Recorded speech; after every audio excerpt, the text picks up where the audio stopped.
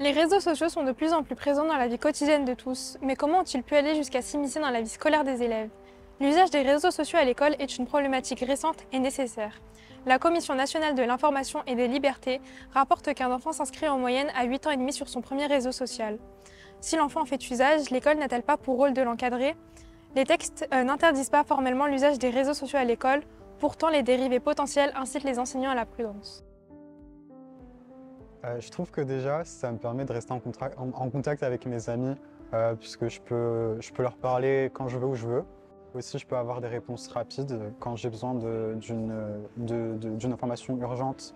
Je peux juste envoyer un message à travers un réseau social à des amis, à des gens de ma classe. C'est aussi une façon de rester en contact avec des personnes que j'ai moins l'occasion de voir. Des personnes avec lesquelles je me suis éloigné, par exemple, qui n'habitent pas dans la même zone géographique. Et je peux rester, je peux voir ce qu'ils font, je peux rester en contact avec eux. Donc ça me permet aussi d'être informé sur les phénomènes d'actualité, sur ce qui se passe dans le monde. Alors, les avantages des réseaux sociaux sont normalement de pouvoir relier les gens entre eux et pouvoir leur permettre de se partager des informations. Ça, c'est pourquoi les réseaux sociaux ont été créés. Donc pour moi, la première raison des réseaux sociaux, c'est de permettre aux gens de se retrouver. Comme je l'ai déjà dit, déjà, ça me permet de rester en contact avec une personne que je ne peux pas voir, qui habite loin. Ça m'aide aussi donc, à rester informé. Écoutez, moi je vais vous parler de deux réseaux sociaux que j'utilise, qu'on peut considérer encore comme des réseaux sociaux, c'est WhatsApp et YouTube. Alors WhatsApp me permet de m'organiser avec des amis, d'utiliser des groupes, alors on a des dizaines et des dizaines de groupes. Donc voilà, WhatsApp me sert souvent à parler dans les groupes d'amis. YouTube me permet de continuer à me former, à m'informer sur les dernières technologies, mes formations vidéo, mes formations techniques. Donc j'utilise YouTube comme un moyen de me former, de m'auto-former. Voilà. Et me divertir aussi un petit peu quand même. Ça nous fait accorder une image un peu trop importante à nous-mêmes et à ce que les autres vont penser de nous. Donc à travers ce qu'on va poster, par exemple, on va chercher à ce que ce soit très idéalisé, très parfait. Et c'est pas quelque chose qui donc, correspondrait à la réalité. C'est aussi c'est derrière un écran, du coup, quand on communique avec d'autres personnes. C'est très facile d'être méchant puisqu'on ne voit pas la personne derrière. Moi, je trouve que les réseaux sociaux se sont transformés. Entre le début, il suffit de voir le documentaire Derrière nos écrans de fumée pour comprendre que les réseaux sociaux n'ont pas été faits pour ils ont été faits pour que les gens se retrouvent entre eux, échangent des informations. Et en fait, depuis le moment où ils ont trouvé une manière de monétiser ces réseaux sociaux, ils ont découvert que les données des utilisateurs étaient une mine d'or. Et depuis ce jour-là, les réseaux sociaux ont vraiment changé. Les réseaux sociaux aujourd'hui, pour moi, les réseaux sociaux sont des voleurs de temps. C'est-à-dire que leur objectif, c'est se partager les 24 heures de la journée. Donc tous les réseaux sociaux se battent les heures d'utilisation de leur propre réseau. Les inconvénients des réseaux sociaux, c'est perte de temps, addiction. Les réseaux sociaux nous décollent de la réalité. Je pense que oui, clairement, parce que je procrastine énormément. Je passe des heures et des heures sur mon téléphone à regarder sur des pages Insta et TikTok. Donc je pense que déjà si ça n'existait pas, j'aurais plus de temps libre. J'aurais plus de temps pour réviser, pour travailler et je serais moins déconcentré. Alors est-ce que les réseaux sociaux sont un bon endroit pour s'informer? Non. Pourquoi? Parce que l'information que l'on obtient des réseaux sociaux est une information qui résulte d'algorithmes correspondant à notre profil. Et donc s'informer sur les réseaux sociaux ne nous permet pas d'avoir un avis objectif. On va recevoir l'information que les algorithmes ont bien voulu nous donner et pas l'information réelle. Voilà. Les réseaux sociaux, pour moi, ne sont pas des vecteurs d'information fiables. Il faut d'une part vérifier sa source et d'une autre part, essayer de diversifier ses sources pour avoir différents avis de la même information pour se forger sa propre opinion. Et comme j'ai dit, voilà, les réseaux sociaux, malheureusement, vont biaiser l'information en vous donnant le résultat des filtres faits par les algorithmes. Et donc, vous recevez une partie de l'information et pas toute l'information. Les vidéos de formation, quelles qu'elles soient, sur YouTube, moi je trouve ça extraordinaire. On peut aujourd'hui se former et les autodidactes d'aujourd'hui ont énormément de chance parce que l'information est disponible. YouTube permet de faire passer l'information, de visualiser cette information. Tu as un problème en maths, tu vas aller voir la vidéo correspondant à ce problème de maths, correspondant à ton niveau scolaire, etc. Et dans toutes les langues. Donc YouTube est vraiment un vecteur de formation, de communication intéressant. Encore faut-il faire le tri. Oui, malheureusement. On a l'option cinéma depuis plus de pratiquement 15 ans maintenant. Et en terminale, les élèves doivent gérer un projet sur toute l'année.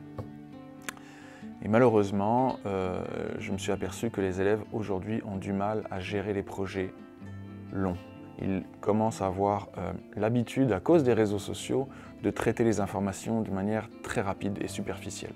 Donc les élèves ont malheureusement l'habitude de scroller trop rapidement.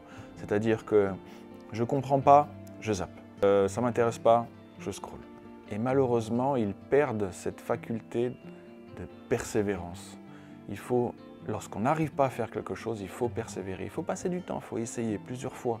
Alors qu'aujourd'hui, malheureusement, les réseaux sociaux nous permettent de zapper. Et les projets longs, comme le projet de terminale en cinéma, qui vise à écrire son projet, tourner son projet et monter son documentaire, son film, sur toute l'année, aujourd'hui, les élèves ont du mal à le faire.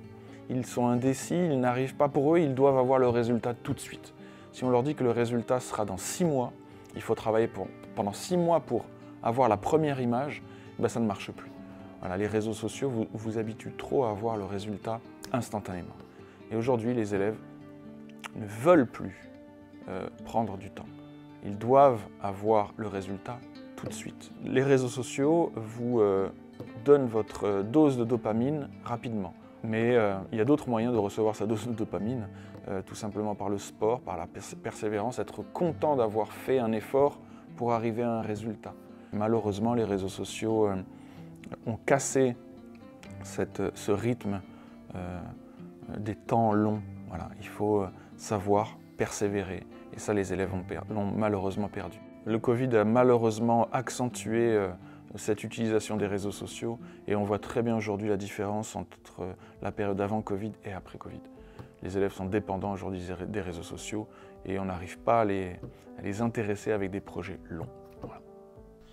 Bonjour, donc vous êtes la psychologue du lycée, vous pratiquez depuis l'année 2000, soit avant l'apparition des réseaux sociaux et sa normalisation. Est-ce que vous avez vu justement des changements chez les adolescents et peut-être dans leur scolarité? Oui. Mais je pense que de toute façon, tous les gens qui travaillent auprès d'adolescents ou d'enfants se posent la question du rapport aux écrans en général et aux réseaux sociaux. Puisque avant, il y avait la télévision, évidemment, mais qui n'avait pas du tout la même fonction vu que c'est pas un espace interactif comme sont les téléphones et les réseaux sociaux. Je peux pas dire que ce que je remarque, c'est forcément l'effet négatif des réseaux sociaux, comme on veut souvent en parler ou mettre ça en avant pour justifier le mal-être des adolescents. En psychologie, il n'y a aucune causalité. D'accord ?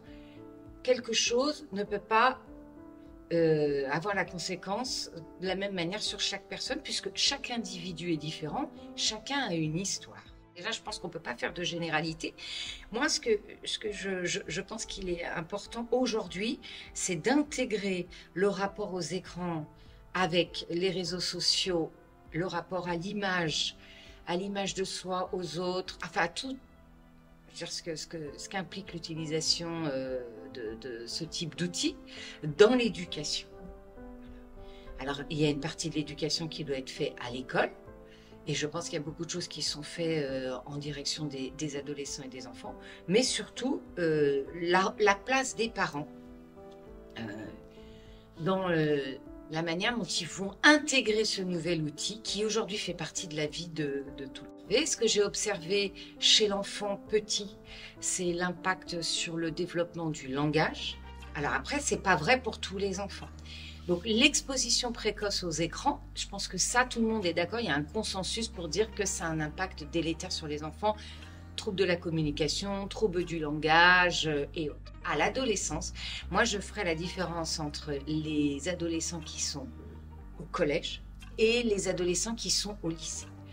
Je pense qu'au collège, les adolescents ont besoin d'être extrêmement accompagnés dans leur rapport qu'ils ont aux écrans.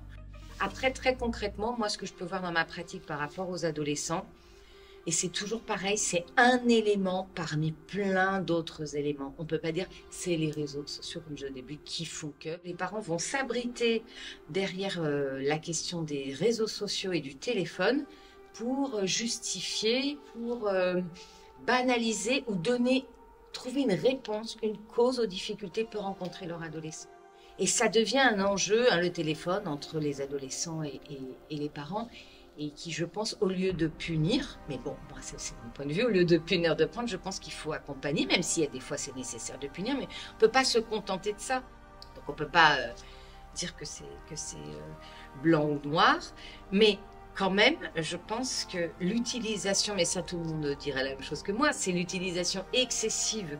Après, c'est très addictif, on le sait, mais de toute façon, l'humain, il a une relation addictive aux choses. Il n'y a pas que les écrans sur lesquels il y a l'addiction. Le gras, le sucre, le plaisir, enfin tout ce qui fait plaisir. Après, je pense que c'est toujours comment on l'utilise et qu'est-ce qu'on en fait. Les situations que je vois sont souvent liées beaucoup au collège, comme je disais tout à l'heure, avec des collégiens qui ne mesurent pas toujours l'impact de leur comportement sur leurs camarades. Les situations souvent de harcèlement qui ont lieu au collège, c'est-à-dire dans le collège, évidemment se prolongent dans les réseaux sociaux. Moi, dans ce que je vois, on est quand même sur une minorité. Pour la plupart des élèves, finalement, ça se passe bien avec leur groupe d'amis sur les réseaux sociaux, ou les groupes classes, ou ce genre de choses. Il y a plus aussi, peut-être chez les adolescents plus âgés, des situations plus à risque.